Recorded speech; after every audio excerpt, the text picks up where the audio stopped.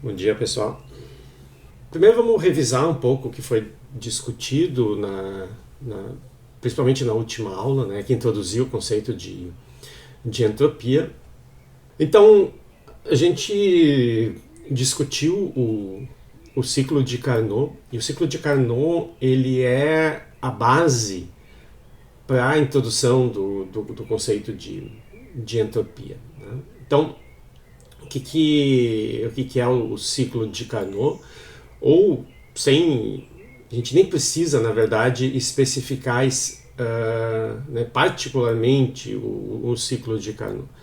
Mas no caso do ciclo de Carnot, a gente tem uma máquina térmica, né, que trabalha de forma cíclica. Então, no final de todos os processos que vão acontecer aqui, o sistema volta para o seu estado inicial, para o seu ponto de partida, e todas aquelas quantidades que são variáveis de estado, que são dependentes do estado que o sistema se encontra. Como ele volta para o mesmo estado, todas essas quantidades voltam a ter o mesmo valor, né? A temperatura volta a ser a mesma, o volume volta a ser o mesmo, pressão, etc.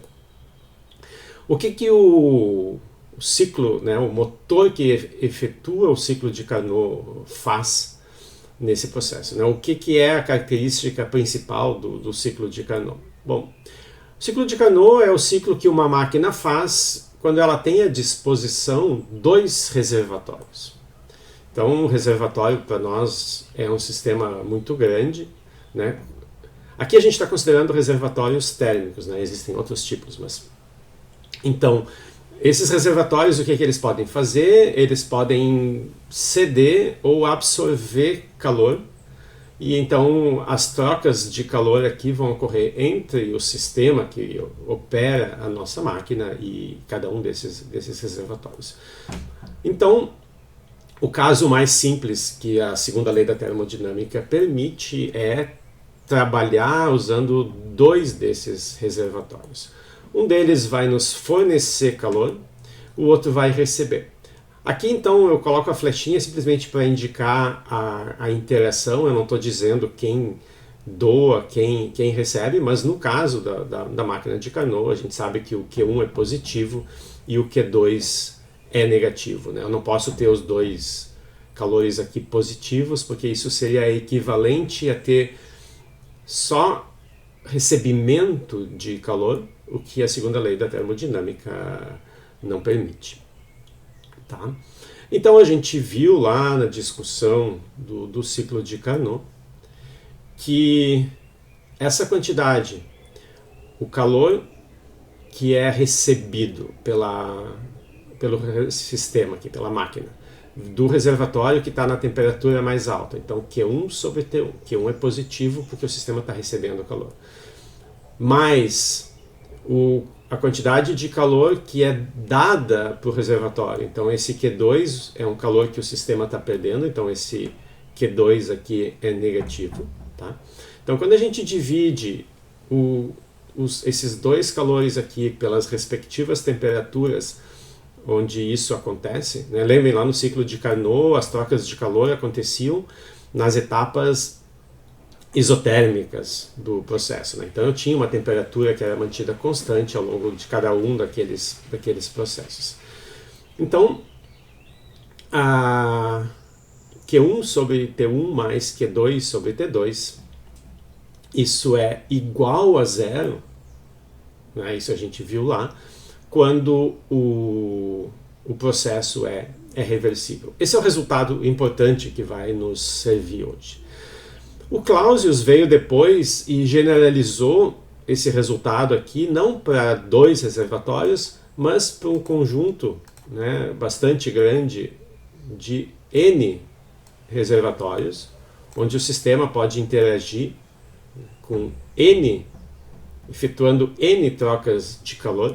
Cada vez que eu tenho uma interação aqui, eu posso ter um trabalho sendo feito. Então, lá no ciclo de Carnot, nessa interação com o reservatório a temperatura mais alta, o sistema fazia trabalho. Depois, quando ele perdia calor, ele estava sendo comprimido, ele faziam um trabalho sobre ele, ou seja, em cada uma dessas interações algum trabalho pode ser feito, né? Então todas essas contribuições aqui vão me dar o trabalho total.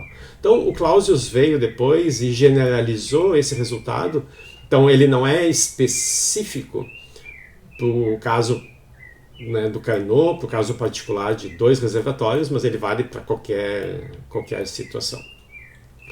Então, o fato de que existe uma quantidade, vamos pensar só no, a gente está pensando só no caso reversível aqui, depois a gente discute o caso irreversível. Depois que eu digo é nas próximas aulas, tá? Quando a gente for reformular a segunda lei da termodinâmica usando essa nova quantidade que vai ser introduzida aqui.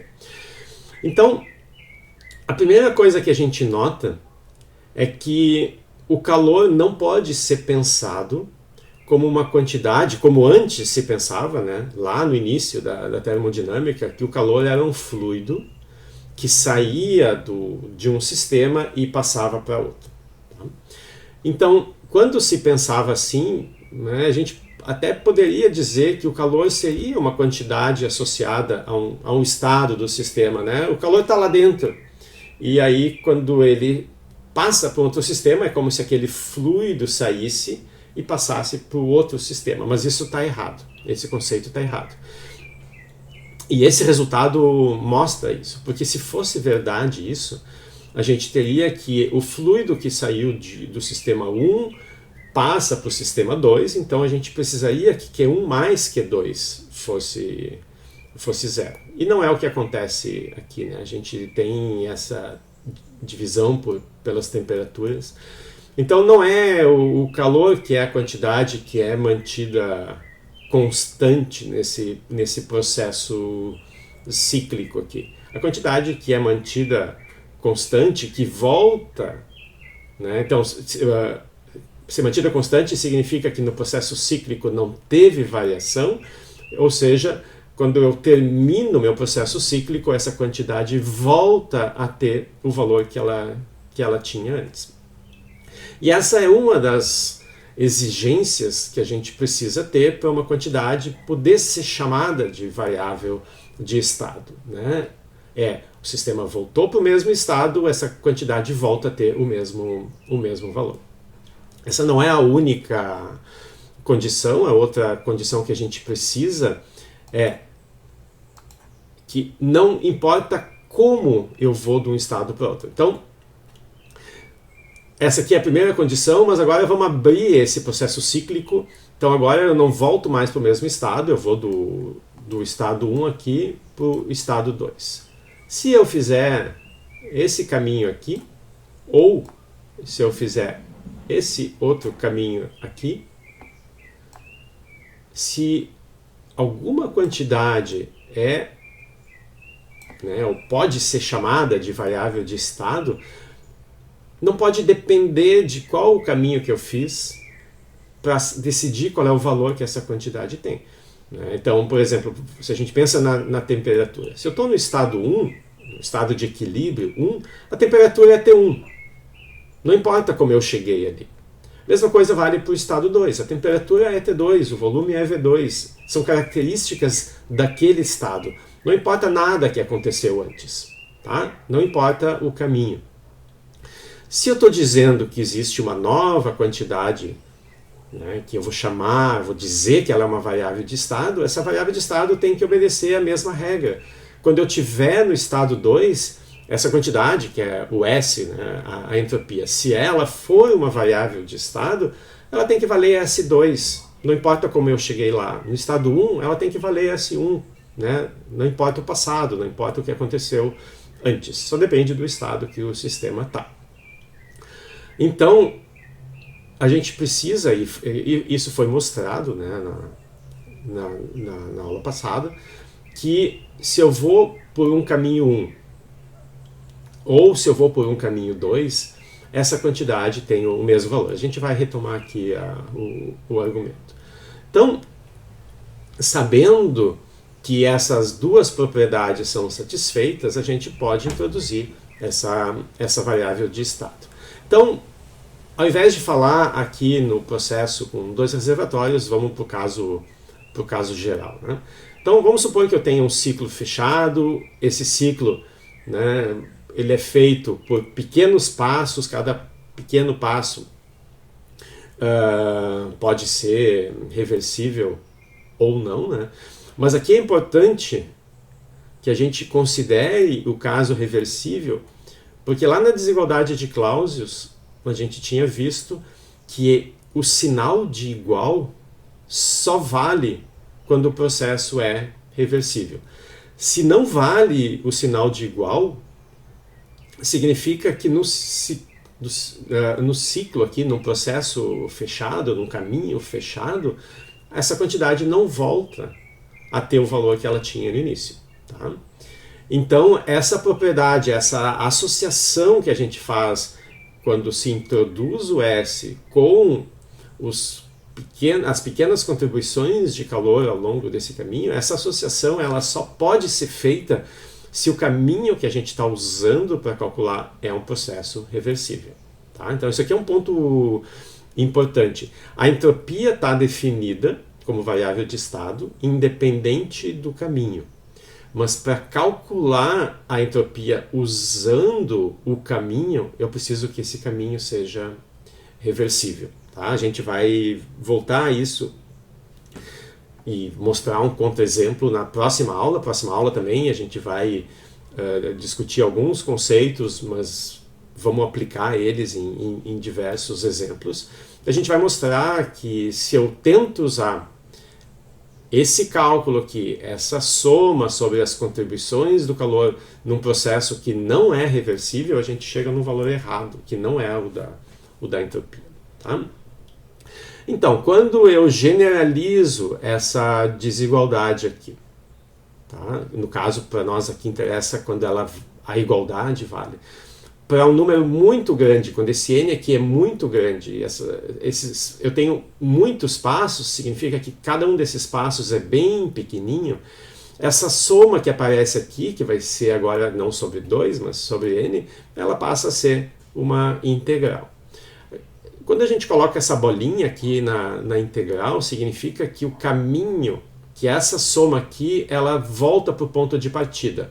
Ou seja, o caminho que eu faço aqui, né, eu vou do 1 para o 2 e eu volto do 2 para o 1. É um caminho fechado, é isso que essa bolinha indica.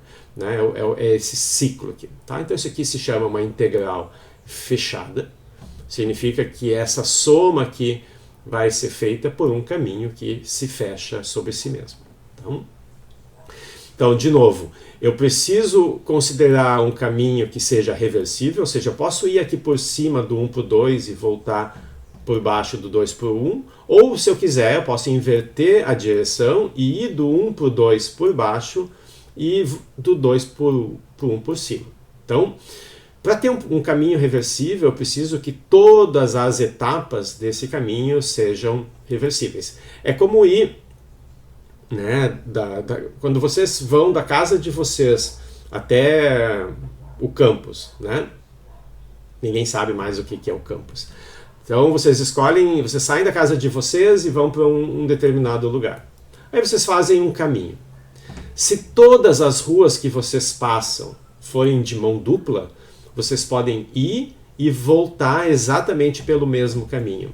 Mas se tiver uma quadra que for mão única, ou seja, essa quadra, essa pequena parte do caminho, ela é irreversível, porque ela não permite que vocês voltem sobre si mesmo, todo o caminho passa a ser irreversível, tá? Porque não tem como fazer todo o caminho. Quando chegar naquela quadra, tem que fazer um desvio ali e depois retomar o caminho de antes, tá?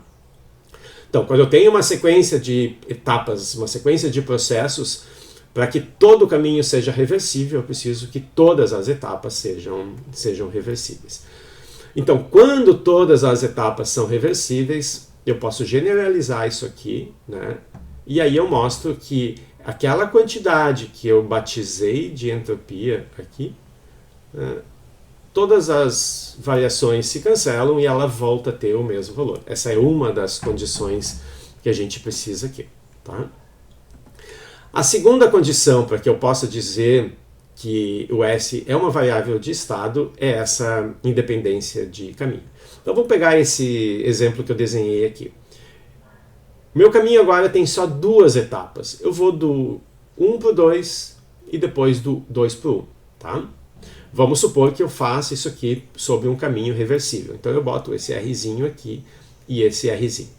É só quando eu boto esse Rzinho que eu posso usar o sinal de igual. Senão eu tenho que voltar lá para a desigualdade de Clausius, que me diz, né, de forma geral, que era o que estava escrito aqui embaixo, que essa desigualdade é menor ou igual a zero. Quando o caminho é todo reversível, vale igual. Se não, é a desigualdade estrita, que é o sinal de menor. Tá? Mas aqui, de novo, estamos usando todo o caminho reversível. Então, de 1 para 2 é reversível, de 2 para 1 também é reversível. Então, eu botei aqui, ó. Eu vou do ponto A... Tá, eu estou usando outra notação. Então, vamos mudar a nossa notação aqui para ficar igual da equação.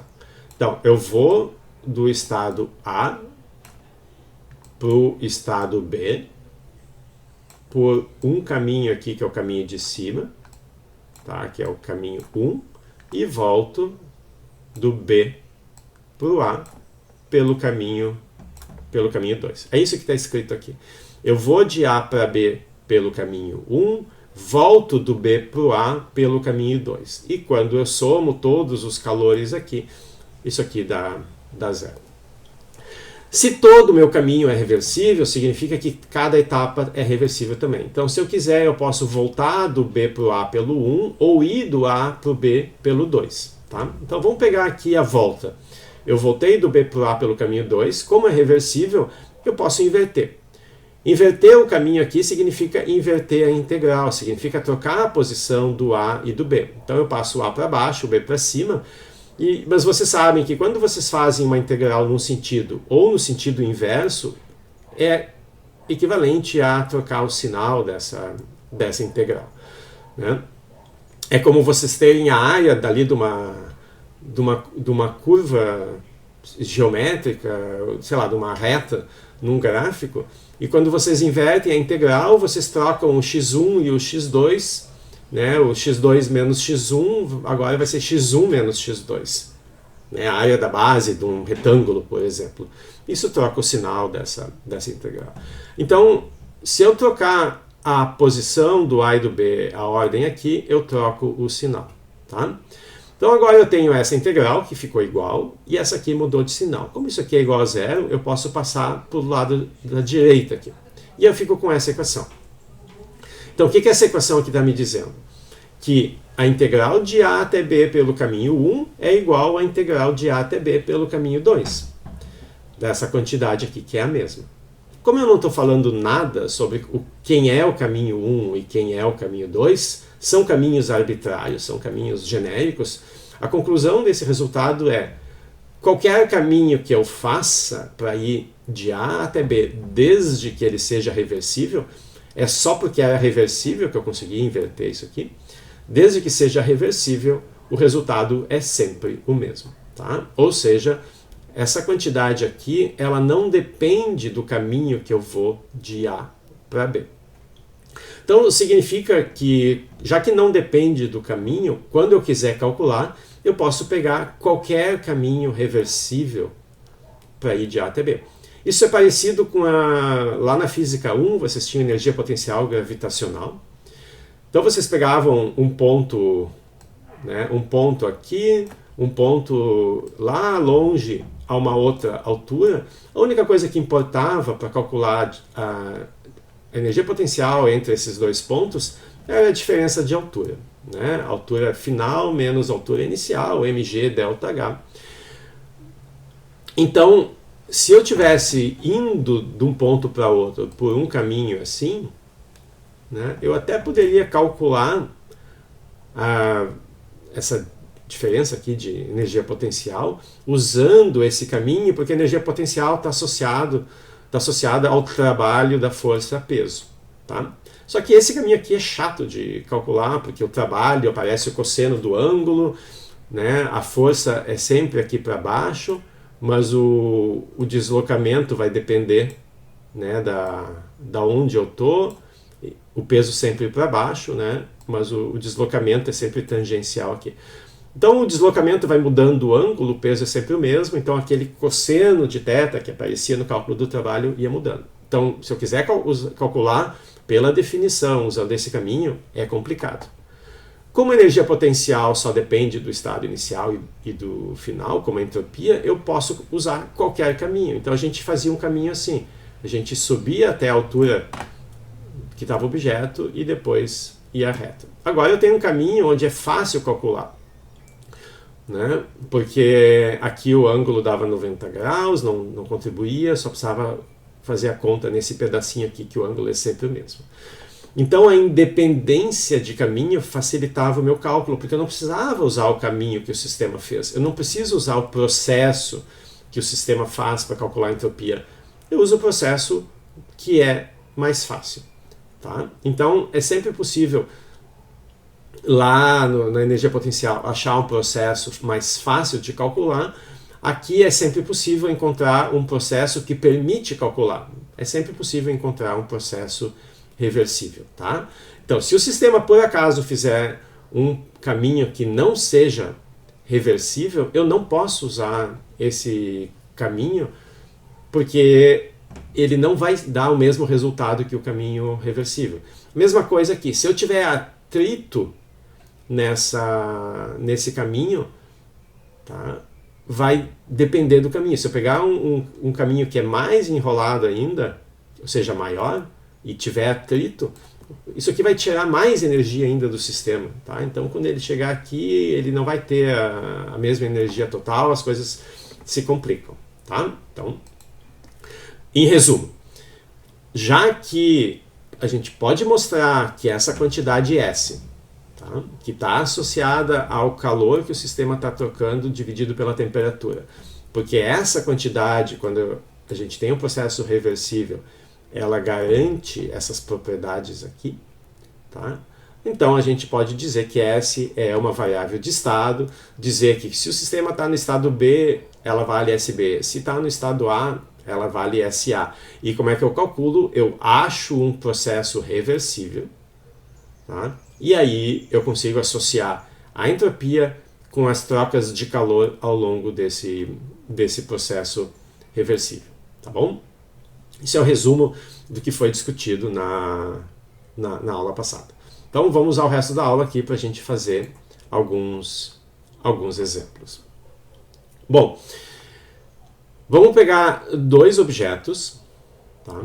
Esses objetos são finitos, eles têm uma capacidade térmica C1 e C2. Então esse C1 é a massa, né, vezes o calor específico. A gente não precisa dizer qual é a massa do objeto, né, nem o calor específico, tudo isso está junto aqui da capacidade térmica C1 e C2. Eu tenho eles também a temperaturas diferentes.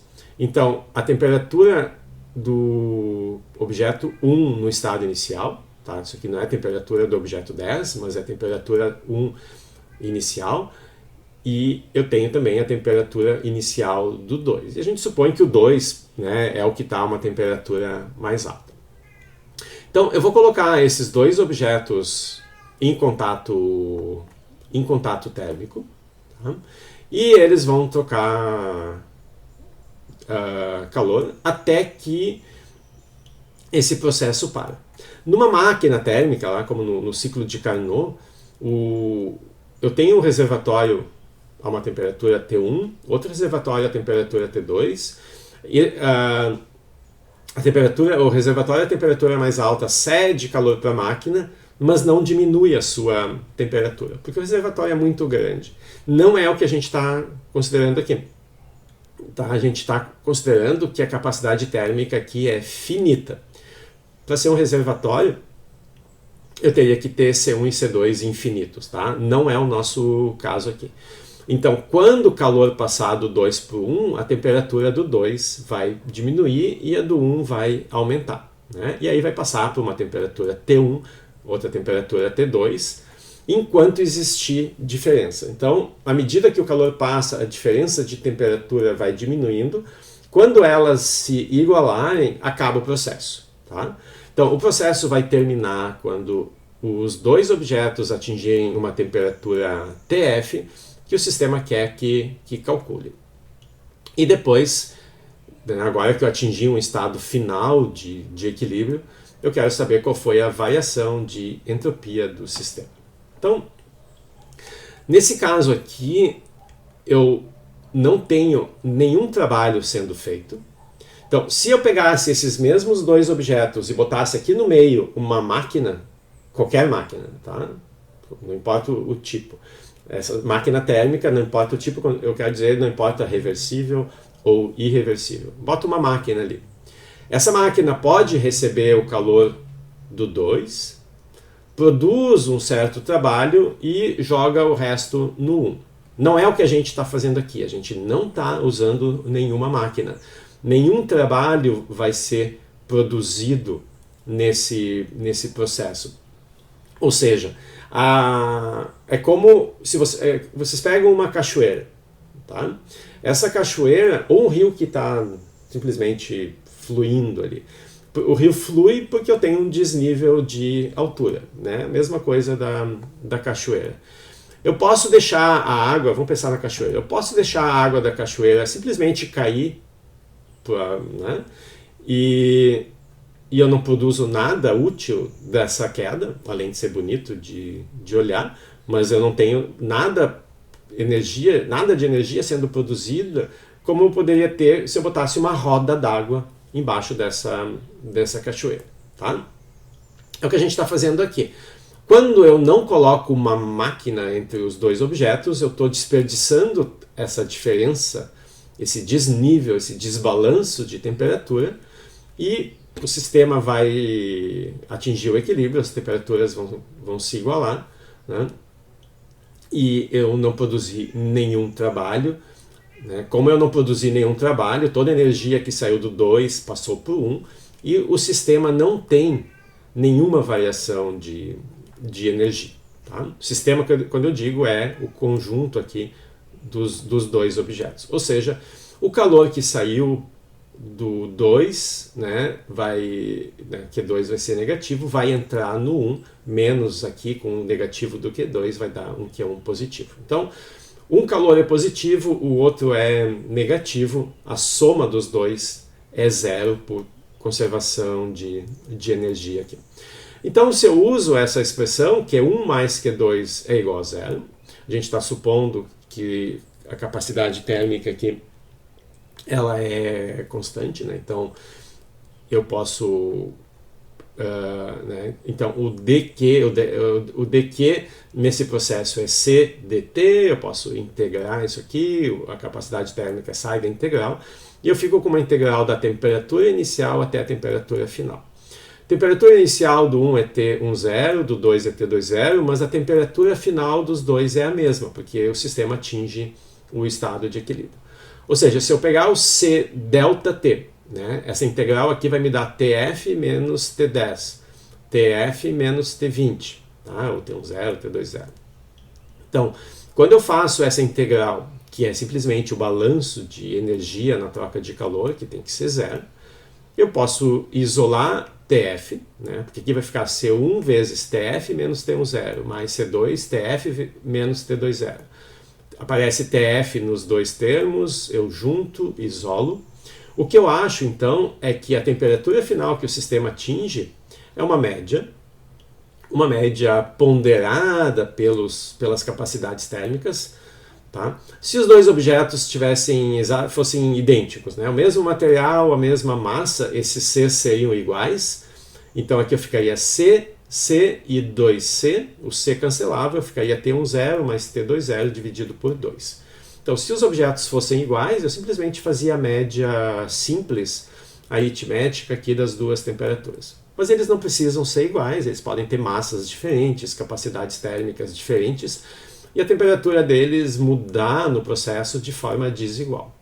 Então, a temperatura final vai ser essa média ponderada pela capacidade térmica aqui dos objetos. Né? Tá bom, então agora eu achei a temperatura final. Eu quero saber agora qual é a variação de entropia em todo esse processo. Então eu vou pegar essa expressão aqui, né? E integrar como eu fiz aqui. Então, a variação de entropia do sistema, tá? Eu tenho a variação de entropia do sistema 1 e a variação de entropia do sistema 2. Então eu tenho C1, é a mesma integral, só que agora não é o ΔQ. Né? Aqui eu usei, né, que o ΔQ é igual a C vezes o dt. Para calcular a entropia, eu tenho que dividir isso aqui pela temperatura. Tá? Então agora a minha integral não é mais simples como a do calor, mas eu tenho esse t aqui embaixo que é a mesma variável de integração. Então quando eu integro aqui, né, o c sai da integral, mas eu fico com uma integral de dt. Então a variação de entropia do sistema tem uma contribuição que vem do sistema 1 e tem uma contribuição que vem do sistema 2. Essa integral continua simples, né? Essa aqui é a integral mais complicada que vai aparecer no curso aqui, mas que vocês sabem que dá o logaritmo. Então, logaritmo calculado numa integral definida, né? Então eu vou ter logaritmo de TF menos logaritmo de T10, que eu posso escrever como TF dividido por T10, usando a propriedade do logaritmo. Mesma coisa para esse termo aqui. Vou ficar com ln de t calculado em TF, em T20, e vai aparecer aqui, faltou, né, o ln. Tá? Eu posso passar esse c aqui para expoente, o C1 para o expoente desse termo, o C2 para o expoente desse termo. Aí eu tenho dois logaritmos somados que eu posso escrever como produto. Tá? Então eu posso juntar esses logaritmos aqui. A gente não vai mostrar, mas é possível mostrar que porque TF é dado por essa expressão, tá, o numerador aqui sempre vai ser maior do que o denominador. Tá? Ou seja, a variação de entropia nesse processo aqui, ela é estritamente maior do que zero. Tá? Ou seja, o meu processo aqui, ele não é reversível, porque no processo reversível a gente sabe que isso aqui dá zero. Isso aqui vai ser usado na próxima aula para classificar os meus processos em dois tipos e enunciar a segunda lei da termodinâmica. A segunda lei da termodinâmica vai me dizer que a variação da entropia para o sistema total, tá? Eu tenho que pegar tudo que faz parte do meu sistema. Essa variação de entropia pode dar dois resultados. Ou ela é estritamente maior do que zero quando o processo é irreversível, ou ela é igual a zero quando o processo é reversível. Tá? Não precisa ser fechado ali. Mas, bom, aqui a gente obteve que é irreversível. Tá? Bom, aqui tem vários detalhes. Tá? Então, a primeira coisa é que essa variação de entropia aqui, sendo maior do que zero, tá? Então associada ao processo irreversível, não precisa ser assim. Tá? Eu posso diminuir essa entropia. Então, uma coisa que a gente vai discutir nas próximas aulas é que eu tenho uma correlação aqui entre achar uma entropia, uma variação de entropia do sistema maior do que zero e esse sistema não ter produzido nenhum trabalho. Tá? Essa vai ser uma das leituras, uma das interpretações que a gente vai fazer da entropia. A produção de entropia. Né? Aqui, a entropia do sistema, a variação da entropia do sistema ser maior do que zero significa que a entropia do estado final menos a entropia do estado inicial, é isso que significa a variação, né? A entropia o SF menos o SI é maior do que zero, ou seja, a entropia aqui do meu estado de equilíbrio na temperatura TF é maior do que a entropia do meu estado inicial. né? Aumentou a entropia do sistema, ou seja, houve produção de entropia. Então, a gente vai comentar que toda vez que eu tiver produção de entropia, eu estou desperdiçando algum trabalho que poderia ter sido feito no sistema. Tá? Aqui eu tenho o pior caso possível, porque o meu processo não produziu nada de trabalho. Então eu tenho o maior aumento possível da entropia. Eu tenho a máxima produção de entropia. Então, quando o meu processo é completamente irreversível, né, o mais irreversível que ele pode ser, eu tenho a maior produção de entropia e a mínima produção de trabalho. Mas não precisa ser assim. Eu poderia colocar no meio desses dois objetos uma máquina. Sem dizer que tipo de máquina eu estou colocando, né? Ela não precisa ser reversível. Ela pode, mas ela não precisa. Então, se eu botar uma máquina aqui no meio, eu vou produzir algum trabalho. Tá? Pode ser pouquinho, mas alguma coisa eu vou produzir. Tá? Então, significa agora que eu não posso mais usar que a energia que saiu de um dos objetos passou para o segundo, porque agora o sistema vai perder energia. Quanta? Bom, tudo aquilo que ele produzir como trabalho. Então, se eu tiver uma troca de calor que eu uso para produzir algo útil, algum trabalho, eu estou removendo energia do sistema e transformando em trabalho. Tudo aquilo que eu não consigo remover, eu acabo jogando no 2, no 1 lá, ou seja, eu tiro o calor do 1, ele diminui a sua temperatura, eu produzo um pouquinho de trabalho, e o que eu não consigo transformar em trabalho, eu jogo no 2. Ou seja, o 1 diminui a sua temperatura, e o 2 diminui a sua temperatura e o 1 aumenta. Só que agora, como o sistema vai perder um pouquinho de energia, porque transformou em trabalho, essa temperatura final vai ser menor, porque menos energia ficou no meu sistema completo. Tá? Então, quando eu produzo trabalho, vamos limpar, quando eu produzo trabalho, porque eu coloco agora uma máquina que vai intermediar esse processo de transferência de calor, eu vou diminuir a temperatura final do meu sistema, porque agora o meu sistema vai ter menos energia, porque saiu energia na forma de trabalho. Então, toda vez que eu produzir trabalho, eu diminuo a temperatura final, eu não mexo na temperatura inicial, o estado inicial é o mesmo, mas eu diminuo o numerador. Tá? Então, como eu vou diminuir esse numerador, eu vou diminuir o logaritmo, eu vou diminuir o ΔS. Então, se eu consigo produzir algum trabalho, eu estou desperdiçando menos energia, a produção de entropia diminui. Ou seja, eu estou diminuindo o ΔS, tá? O SF continua maior do que o SI, a entropia do estado final continua maior do que do estado inicial, mas eu estou diminuindo. Tá? Então, se eu vou colocando máquinas melhores ali no meio, máquinas mais eficientes, eu consigo remover mais energia. Até que eu vou chegar numa temperatura final que é aquela mais baixa possível, que é quando eu consigo tirar o máximo de trabalho. Tá? Isso eu vou conseguir na máquina reversível, que a gente já viu que é a máquina mais eficiente. Então, no caso da máquina mais eficiente possível, eu vou chegar numa temperatura final tal, né, que isso aqui vai me dar 1. E aí o logaritmo dá 0. Tá? Então, eu posso ir melhorando a máquina, diminuindo esse ΔS, até chegar no ΔS igual a 0, que é o máximo possível. Esse vai ser o espírito da segunda lei da termodinâmica em termos da entropia. Tá?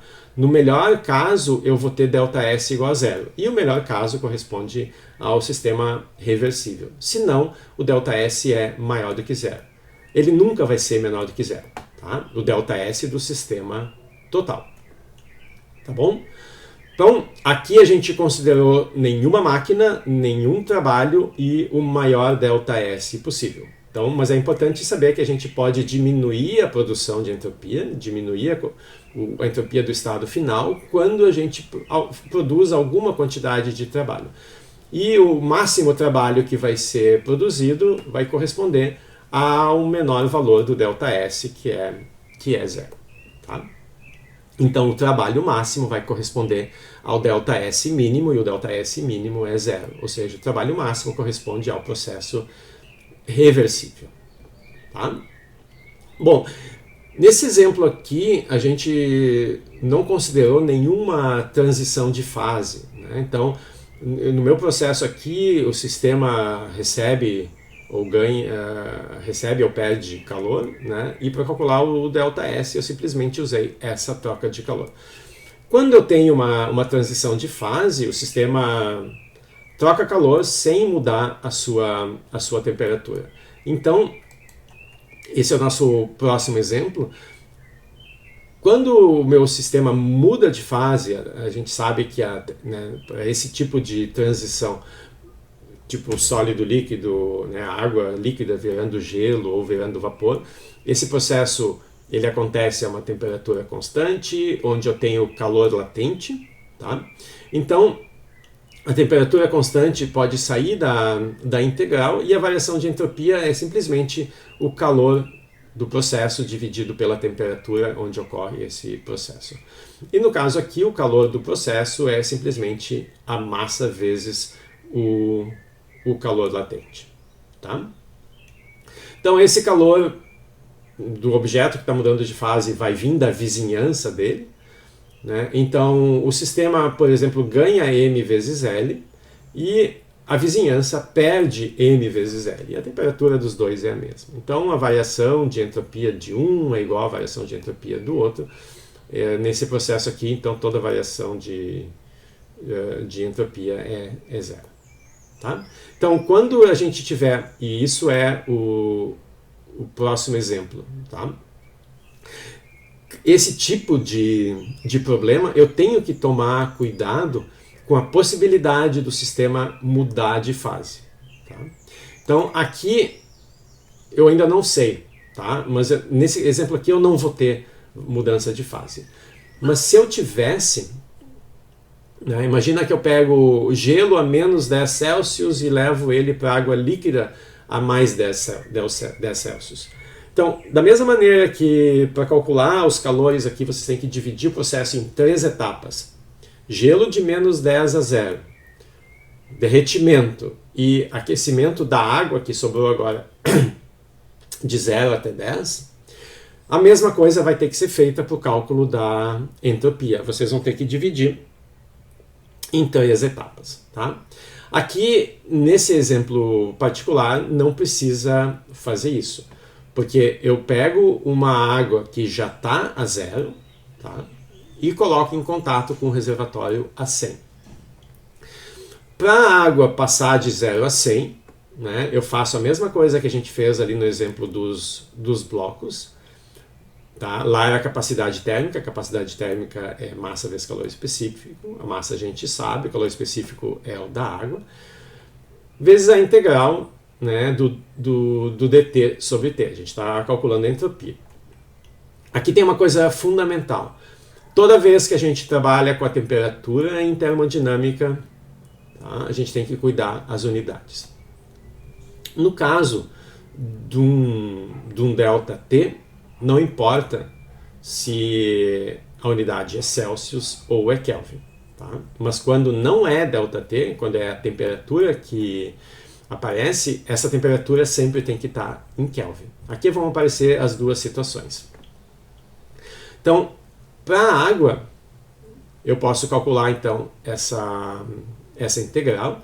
Isso aqui vai me dar o logaritmo da temperatura. Então, isso aqui é Ln, né, de 373 dividido por 273. Aqui vocês já veem a importância de ter a temperatura na unidade correta, porque se eu tivesse colocado de 0 a 100, eu teria 0 aqui, teria logaritmo de infinito, que é o resultado errado. Tá? Então aqui eu preciso usar a temperatura absoluta, porque é para essa temperatura que a entropia tá definida. Tá? Então aqui eu tenho que sempre mudar a unidade. Isso aqui, se eu pego 1 kg, o calor específico da água vai me dar 1.305 joules por Kelvin. Então a unidade, isso aqui é importante também, a unidade de entropia, como a entropia a gente definiu, né, pode ser aqui, a definição de entropia é calor por temperatura, a unidade de entropia também vai ser unidade de calor, que é Joule, por unidade de temperatura, que é Kelvin. Né? Pode ser outras unidades, mas tem que ser uma unidade de energia por uma unidade de temperatura. Qual é a variação de entropia agora para o reservatório? Então, de novo, eu tenho um sistema que é composto de duas partes, a água e o reservatório. Eu posso calcular a variação de entropia para cada um deles. A gente acabou de calcular a variação de entropia para a água. Eu posso agora calcular a variação de entropia para o reservatório. Então, de novo, eu vou ter a integral de calor sobre temperatura. Eu não sei qual é a massa, né, do reservatório, eu não posso usar, porque o reservatório, por definição, tem uma massa infinita, mas o que eu sei é que a temperatura do reservatório é sempre 100, tá? Então é sempre 373 Kelvin. De novo, a temperatura pode sair da integral e eu fico aqui com o calor dividido pela temperatura. Qual o calor? O calor que a água vai ganhar. Então, o calor que a água vai ganhar, o reservatório vai perder. Quanto calor é isso? É a massa da água, calor específico da água, vezes o ΔT da água. Então, aqui é ΔT, tanto faz eu usar 100 menos 0 ou 373 menos 273. O ΔT é o mesmo porque o tamanho do grau Celsius e do grau Kelvin é o mesmo. Tá? Então, esse aqui é a água ganhou calor, mas o reservatório perdeu esse calor. Então, a mesma quantidade de calor que a água perde, o reservatório ganha.